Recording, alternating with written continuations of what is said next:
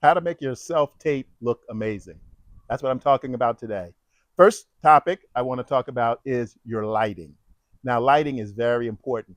The reason I'm shooting this out here is so that I can show you that you can get good lighting outside. Right now, I'm getting a little bit of highlights on my face. What I want to do is try to move the camera and then maybe even move myself a bit so that I can try to remove those highlights. You can see those highlights hitting my nose, the top of my head.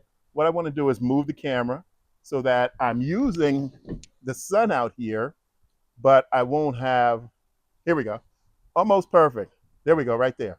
So you can kind of see now that the sun is not coming through the tree. I'm under a shade tree in my backyard, and the sun at this moment is not hitting me directly and making any harsh highlights. You can see how bright it is in the background, but I am the primary subject.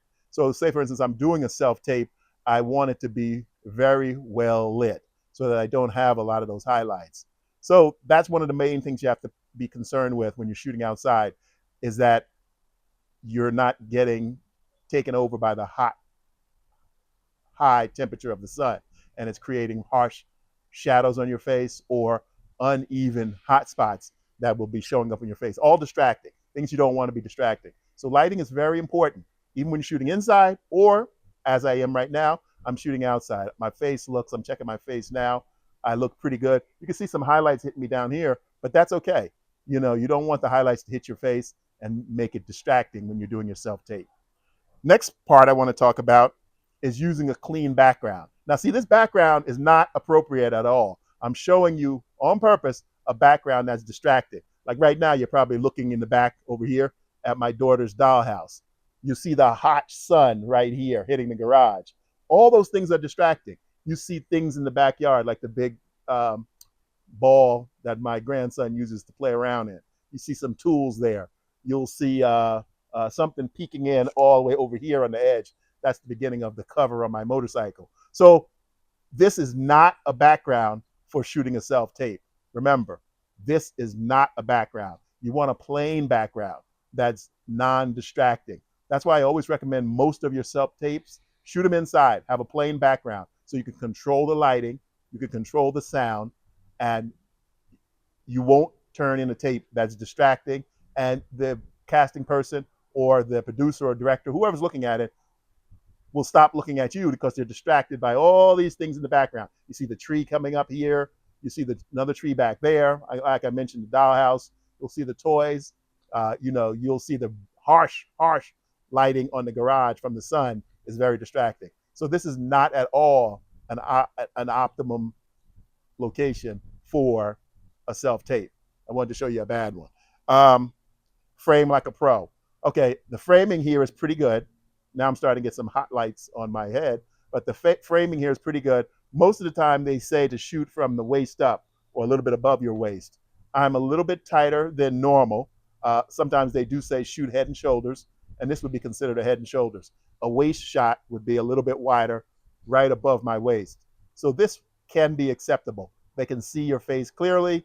They can see your reactions. They can see you as you deliver your dialogue, and pretty much well lit. I'm getting a little bit of hot spots on my forehead here from the tree.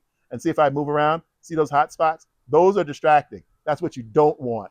You don't want those. So say, for instance, I moved over here like this, but then I have more distracting elements over here. My motorcycle covered up, some type of tool there on the ground in front of the garage.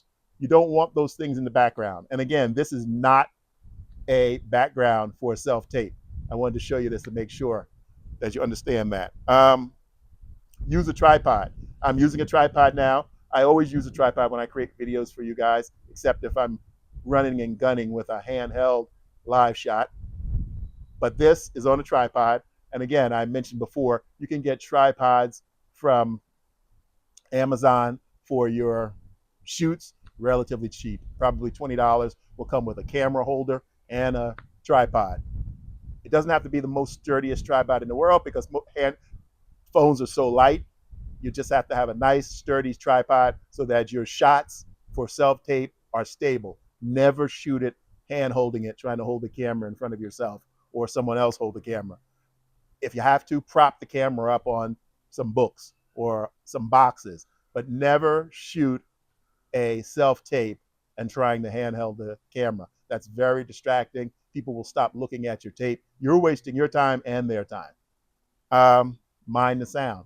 Right now on this video, I have one of those wireless digital mics, and they work pretty good. These are also very inexpensive on Amazon. They're very popular now. A lot of people use them. The quality is good. It's not great. It's not like a nice podcaster microphone, but it gives you good, solid quality so they can hear your voice. They can judge your speaking sound and ability and how you sound when you talk, and if you sound like the character they want you to sound like. So it gives a good representation of your voice, and it's not a lot of background noise. Wardrobe. You want to wear wardrobe that fits the character. You don't want to go overboard and dress up in a costume. You don't want to put on a police uniform, a fire department uniform, a nurse's or doctor's clothing.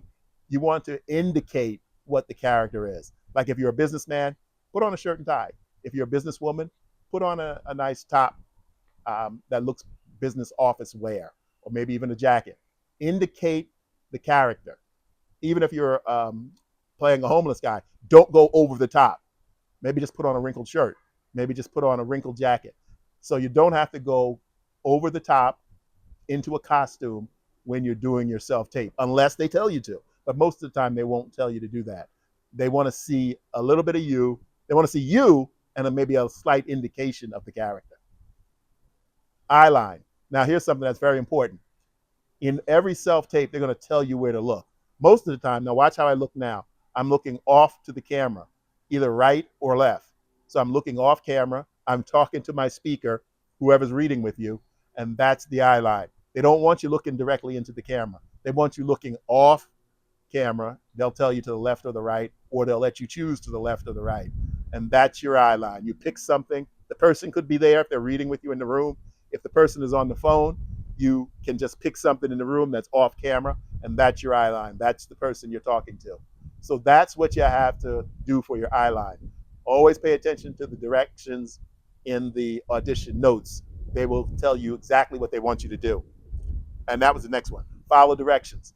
Make sure you read through all the directions on the self-tape before you start it, and that you're aware of what they expect. You're aware of what they want you to do. So you can turn in a professional self-tape that puts you high on the list for potential callback or potential casting for the role. Follow the directions. Read the directions. Slow down and read all the directions before you start the self-tape. And finally, don't overproduce it. This is a self-tape. You're showing them a sample of your acting work. Don't add any like sound effects or music or any of that stuff. No opening graphics, no animation, no artificial intelligence. They want to see you on a plain background. Again, this background is terrible. You would never do a self-tape like this. So many distractions. Just look at all the distractions in this shot. I wanted to definitely point out to you how bad this background looks for a self-tape. Never do a self-tape outside like this. You need a solid, plain background. That's one of the number one directions they say. And this is why. Look at all the distractions. Look at all of the harsh sun. Look at all the things in the background that people will be distracted by. They want to focus on you. You want them focusing on you so they can make a fair judgment of your talent and decide if you are the person for the role or maybe some other role. You know, you do a great self-tape, they may see you for one role and they bring you in for something else. So again, keep all of these elements in mind, and good luck on your self-tape. Read the directions and follow them to the T. That's going to put you in the running for the audition. I'll see you in the next one.